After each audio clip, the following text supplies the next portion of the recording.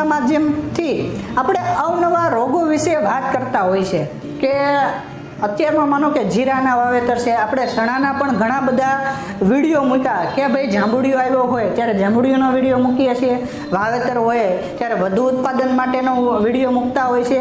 તે જ રીતે આજે આપણે જીરાનો સુકારો, કારણ કે જો સુકારો આવી જાય અને જીરામાં ખૂબ જ ખર્ચાળ આપણો મસાલા પાક છે કે એમાં ઘણી બધી દવા, ઘણા બધા ખાતરનો ઉપયોગ કરીએ ત્યારે જીરું થાય છે. કે ચણાના કમ્પેરિઝનમાં ગણો તો જીરામાં આપણે 2 થી 3 ગણો દવાનો ખર્ચો વધી જાય છે.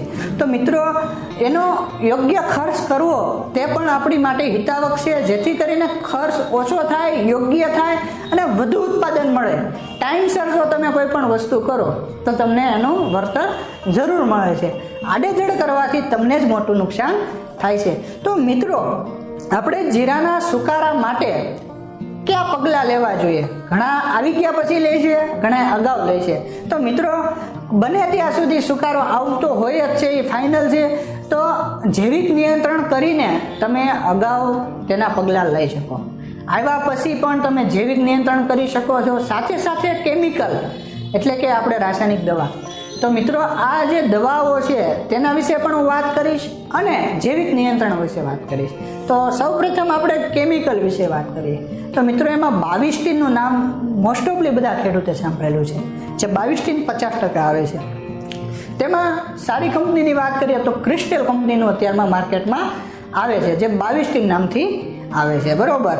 તે તમારે પ્રતિ એકરે, જે ભાઈને સુકારો આવ્યો છે અથવા નથી આવ્યો હોય તો પણ અટકાવશે અને ના આવ્યો હોય તો એડવાન્સ તમારે ટ્રીટમેન્ટ જ્યારે પિયત આપો ત્યારે તમારે 22 એક એકરે 500 ગ્રામ એટલે કે નાના 2.5 વીઘે તમારે 500 ગ્રામ પિયત દ્વારા આપી દેવાની છે.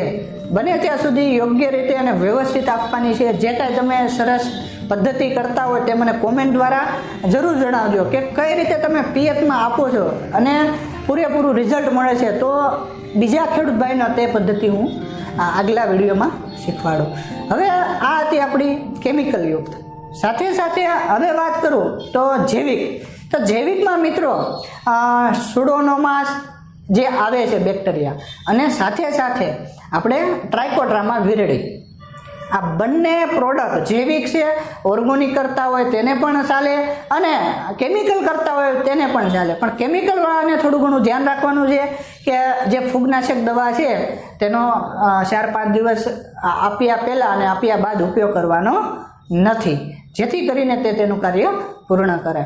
તો મારા ખ્યાલ પ્રમાણે જમીનજન્ય રોગમાં જૈવિક નિયંત્રણ વધુ કારગર સાબિત થાય છે તેવું કૃષિ નિષ્ણાંત પણ, વૈજ્ઞાનિકો પણ કહે છે. કારણ કે ફૂગ છે ને મિત્રો એ જમીનના ઊંડે સુધી હોય છે.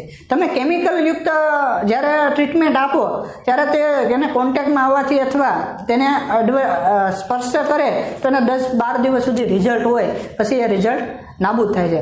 પરંતુ જો આપણે જૈવિક નિયંત્રણ બેક્ટેરિયા દ્વારા કરીએ તો એ જમીનમાં ઊંડે સુધી જે કાંઈ તમારી ફૂગ જમીનમાં છે તેનો વધુ સારો કંટ્રોલ કરી શકે. પરંતુ તેને ભેજ હોવો ખૂબ જરૂરી છે. ઘણીવાર ઘણા ખેડૂત ભાઈઓ કહેતા હોય છે કે આમાં રિઝલ્ટ મળતું નથી, પરંતુ એના ઘણા બધા કારણો હોય. બાકી વસ્તુ સારી છે, તમારે યોગ્ય સમજ લેવાની જરૂર છે. એવું નથી કે નકરું કેમિકલથી થાય છે.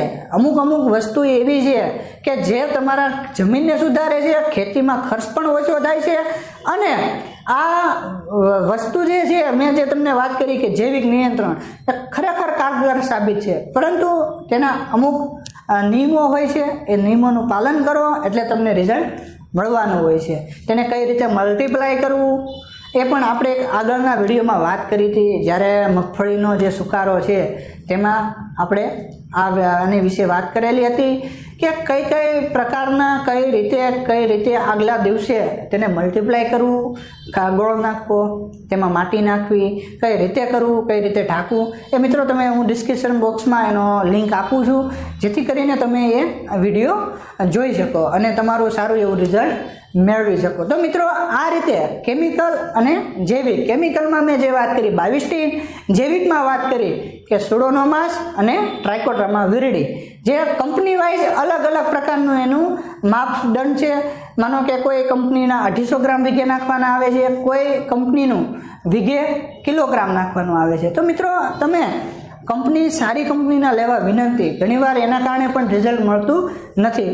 ઘણી એવી લેભાગુ કંપની છે કે જે તમને ડુપ્લિકેટ માલ આપી દે છે. એટલે તમે ટ્રસ્ટ કરેલો માલ જ ઉપયોગ કરવો. આ માહિતી જો તમને પસંદ આવી હોય તો બીજા ખેડૂત ભાઈઓને શેર કરો. જય જવાન જય કિસાન. અસ્તુ.